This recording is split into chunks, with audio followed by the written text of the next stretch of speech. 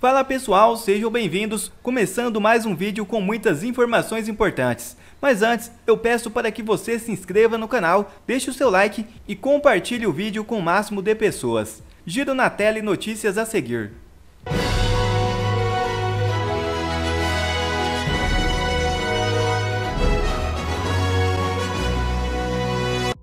Carlos Jordi é alvo de operação da Polícia Federal na manhã desta quinta-feira, a mando do ministro Alexandre de Moraes.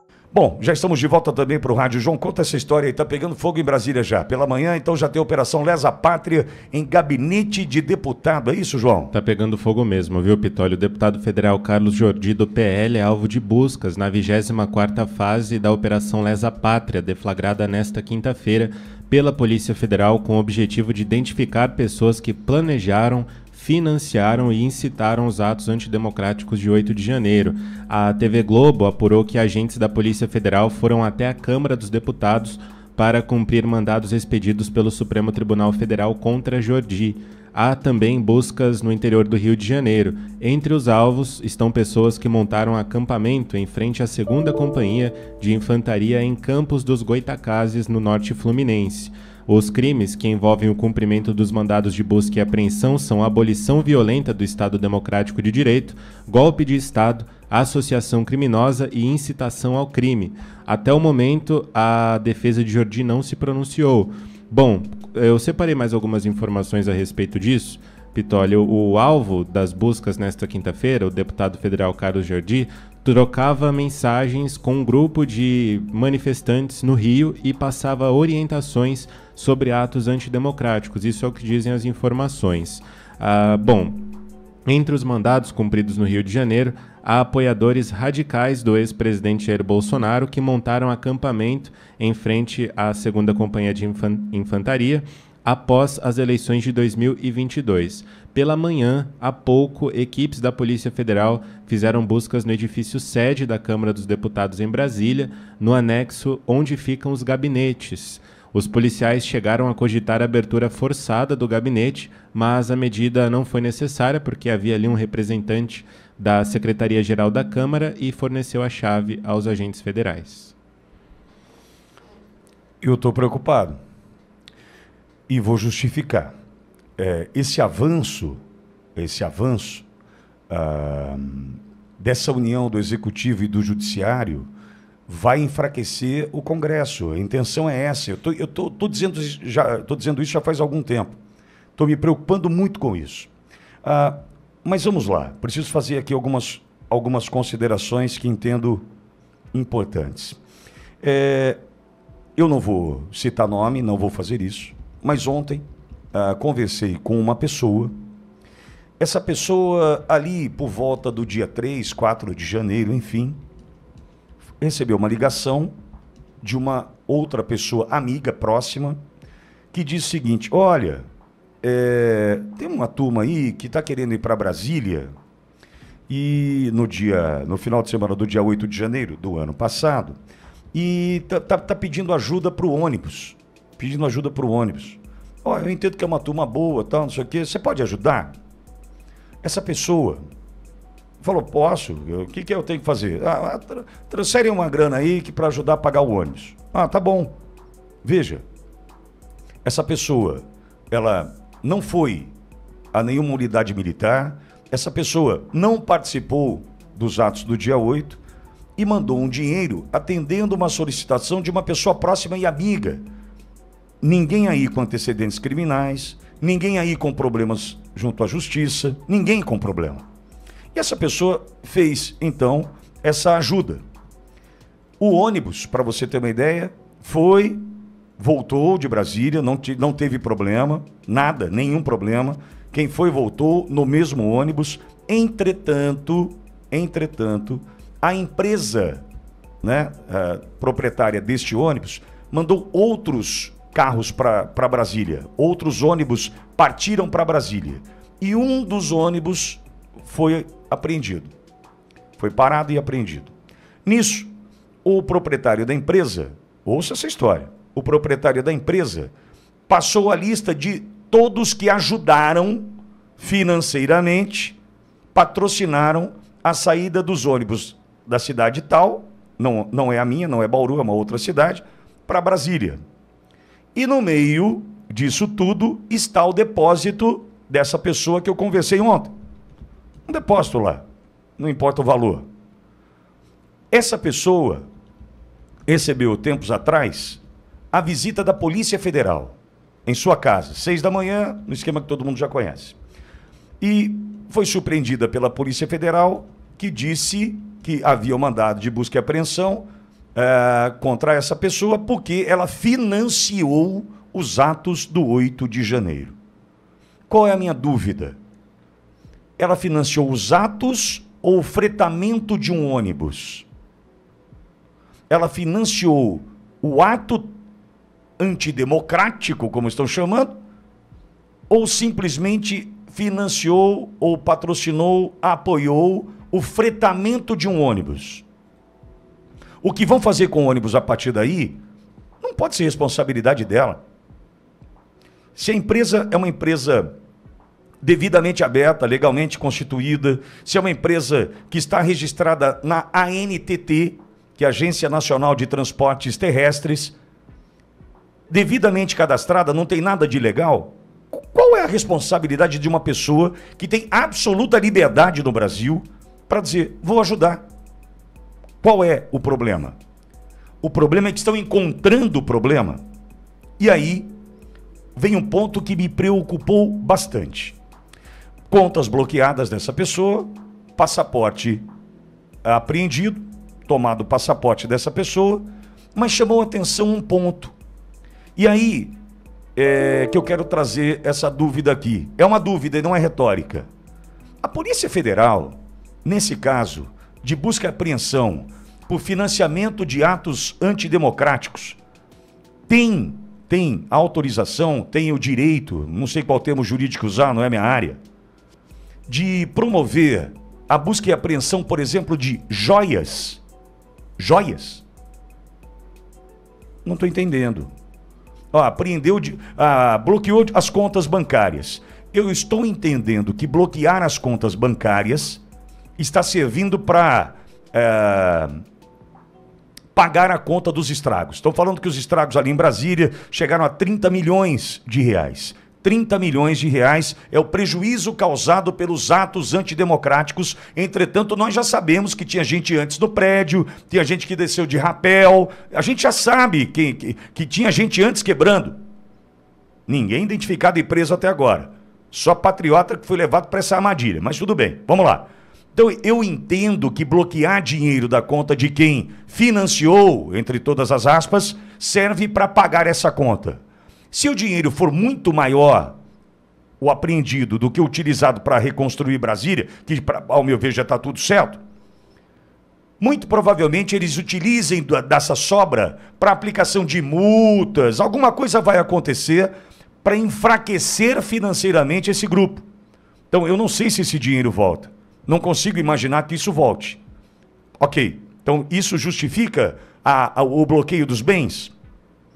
Tá. Mas e as joias? Alguém pode me dizer? É uma dúvida que eu tenho. Pode então a Polícia Federal entrar na casa do cidadão e falar: cadê as joias? Você tem joias em casa? Pode. É uma dúvida, hein?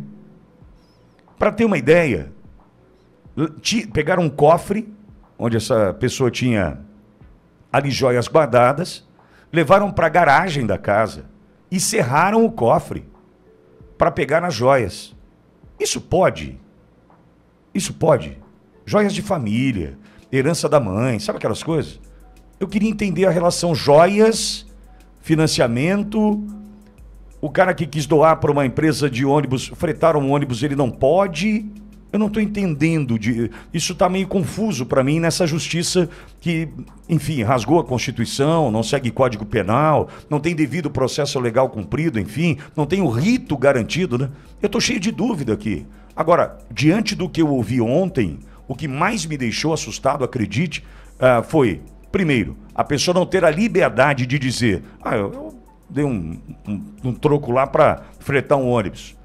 Virou financiador de ato antidemocrático. Ok. Outro ponto. Buscar joias? Será um roubo às avessas? É uma dúvida, hein? É uma dúvida. E não é retórica, não. Eu estou aqui desde ontem perplexo. Levaram as joias de família. Herança da mãe, da avó. Por que isso? Polícia Federal, não estou entendendo, né? Mas, enfim, nesse Brasilzão, como, por exemplo, entrar na Câmara. Não, e usar força para entrar no gabinete do Jordi. A sorte é que tinha um secretário lá que abriu a porta. Que iam arrombar a porta do gabinete do líder da oposição na Câmara para busca e apreensão. Aí o Jordi conversou em grupos de WhatsApp. Eu não estou entendendo. Sabe assim, não pode mais conversar em grupos? Orientou radicais. Qual é a responsabilidade que o Jordi tem sobre os radicais? Veja, eu já conversei com muita gente no meu WhatsApp, mas muita gente no meu WhatsApp. Já me colocaram em grupos, você pode imaginar, né? Entretanto, qual é a responsabilidade que eu tenho sobre a atitude do outro? Mesmo a gente frequentando, por exemplo, um grupo de WhatsApp, me colocam em grupo sem perguntar se eu quero entrar. Me colocam no grupo. Ah, o Pitório está no grupo tal, tá. A partir daquele momento eu tenho responsabilidade sobre o grupo? Sobre as ações das pessoas que ali estão? Está muito difícil, né? Diante de toda insegurança gerada por decisões e outras decisões que vão sendo tomadas, né? Deixando a Constituição de lado, Código Penal de lado. E oposição reage à ação da PF contra Jordi. O vice-líder Maurício Marcon cobrou posicionamento dos presidentes Arthur Lira e Rodrigo Pacheco sobre o risco do país mergulhar em um abismo ditatorial. Marcon disse ainda que Jordi é um dos mais íntegros e corretos que o Brasil tem. Nicolas Ferreira resumiu a ação da PF com a palavra ditadura. Um absurdo sem tamanho, classificou Bia Kicis. Isso sim é uma violência contra o poder. Invadir a casa e o gabinete de um parlamentar. E diga-se, um parlamentar que não cometeu crime. Líder da oposição no Senado, o ex-ministro do Rogério Marinho pediu o reestabelecimento da normalidade democrática, o necessário reequilíbrio entre os poderes, a transparência e o término dos inquéritos excepcionais que viraram rotina. Esse clima inquisitorial é incompatível com a democracia, constatou Marinho. O senador Carlos Portinho também se manifestou sobre o ato contra Carlos Jordi. A ação do Poder Supremo contra o líder da oposição é evidente gesto de perseguição e violência política contra um parlamentar e o próprio Congresso. E aí, o que dá para fazer? Né? O que nós vamos fazer? E eu confesso que muitas vezes eu fico assim, e aí, o que eu vou falar? O que nós vamos fazer? A gente vai entrar lá dentro do presídio, vai arrancar todo mundo na mão? A gente vai passar para o âmbito da balbúrdia, de começar a xingar todo mundo? A gente vai começar a ir para o ato de violência? A gente vai fazer o quê? Porque, afinal de contas, não há o que se fazer. Desculpa, não há o que se fazer nesse sentido. Essa é a realidade. Porque você olha para o que está acontecendo hoje no nosso país, não é que nós precisamos mais de leis. Nós não precisamos mais de projetos, não precisamos mais de PECs. Sabe o que a gente precisa? De homens com virtudes. Precisamos de homens de coragens. Quantos mais ditadores, né, como diz Winston Churchill, nós vamos ter que apaziguar? Quantos mais presidentes de casas nós vamos ter que dialogar e conversar para eles tomarem não a decisão que nós desejamos, mas a decisão correta, horas? Quantas horas, senador Girão, o senhor já gastou conversando com pessoas que talvez o senhor não gostaria de conversar? Quantas horas nós já gastamos com rodas e rodas de conversas, reuniões? Olha, por gentileza, tem uma mãe chorando, tem uma filha chorando, sabe? Uma morte de uma pessoa aconteceu. Quantas mais pessoas a gente vai ter que conversar? O que mais vai ter? Não tem mais nada, pessoal, não tem mais nada. Então não é que a gente precisa, doutor Sebastião, fazer algo além, não tem mais nada ao que ser feito. E isso me atormenta, porque eu não fui eleito para poder bater ponto aqui nessa casa. Eu não fui eleito para poder fazer o possível, não. Eu fui eleito para poder fazer aquilo que as pessoas muitas vezes não conseguem fazer. Mas eles não estão conseguindo fazer e eu também não. Isso me atormenta. Afinal de contas, o que nós vamos fazer então? Porque na hora que o Clezão estava sendo enterrado, o Alexandre de Moraes estava sendo condecorado. Então, aí eu te pergunto, e aí? O que a gente fala para os advogados que estão aqui? O que a gente fala para essa família que está aqui? com os brasileiros que já foram às ruas. Eles já foram às ruas. E, inclusive, muito que está acontecendo hoje tem impressão digital do STF, sim, óbvio. Tem impressão da mídia, sim, cúmplices da morte do Crezão. Mas também tem muito impressão digital de isentos, que lá atrás batiam em um homem que estavam defendendo a liberdade e hoje sofrem também dessa própria ditadura. Então, o que eu tenho para dizer aqui hoje é simples e claro. Não há meios legais contra uma tirania. E eu gostaria muito de ouvir de alguém realmente uma solução, mas eu não escuto de ninguém. Muitos dizem talvez algumas coisas do que se fazer, mas olha, se de fato defesa resolvesse algo, eu não teria sido condenado ontem, o Bolsonaro não teria ficado inelegível, a Dilma teria perdido os seus direitos políticos, a OAB estaria não fazendo um discurso firme como o doutor Sérgio Leonardo fez, mas estaria em paz, porque os direitos dos advogados estariam sendo respeitados, mas não é isso que está acontecendo. Ou seja, a letra fria da lei já não resolve mais. Então, de fato, eu não quero que, e eu espero que a Constituição me respeite aqui neste momento, né, da minha imunidade parlamentar, mas eu vou dizer algo aqui, de fato, que é a realidade. Para mudar o Brasil da forma como está, lhe confesso, algumas maçãs podres não podem existir no nosso meio. Se acontecer de algum dia alguém retornar aqui no nosso país, na presidência, ou a gente faz aquilo que nós aprendemos, de que o Olavo disse, olha, ou você coloca a esquerda na cadeia pelos crimes que eles cometeram, ou eles irão nos colocar na cadeia pelos crimes que nós não cometemos. E exatamente é isso que está acontecendo. Ou seja, ou quem chegar lá na presidência do Brasil, eu não quero saber, e eu confesso, aqui, o senador Magno Malta, eu não quero saber de presidente de direita prometendo X, Y e tal. Eu quero um presidente que realmente faça justiça nesse país e que não somente persiga por perseguir.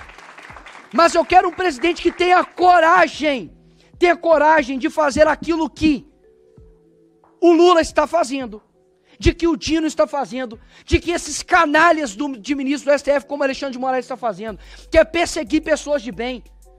E nós não iremos perseguir pessoas de bem, não, porque se algum dia algum homem, de fato, de coragem, mais uma vez chegar lá na presidência da República, que coloque essas pessoas assim na cadeia. Porque quando você não combate o mal, você está cooperando com ele.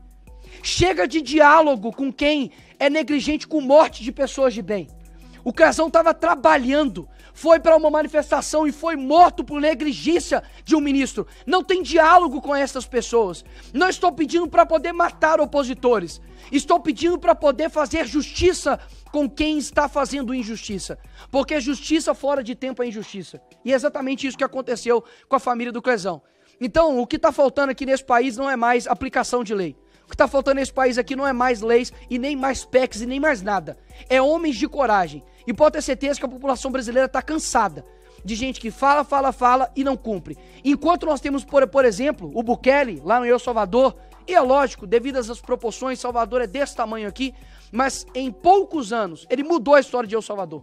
Colocou homicídio a quase zero.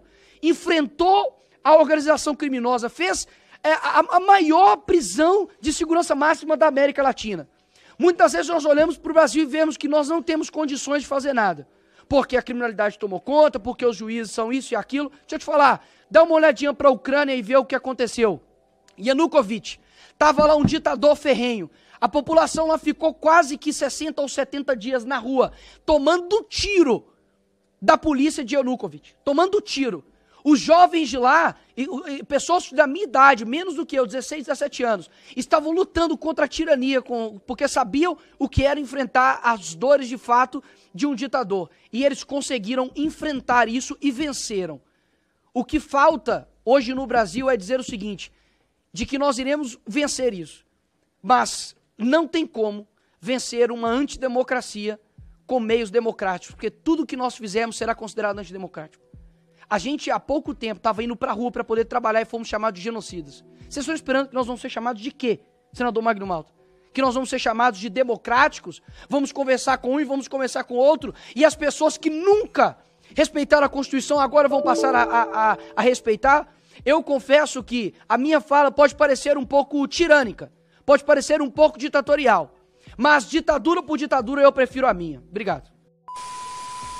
E outra notícia já na tela. Presidente do Equador declara guerra contra juízes e promotores corruptos. É isso mesmo.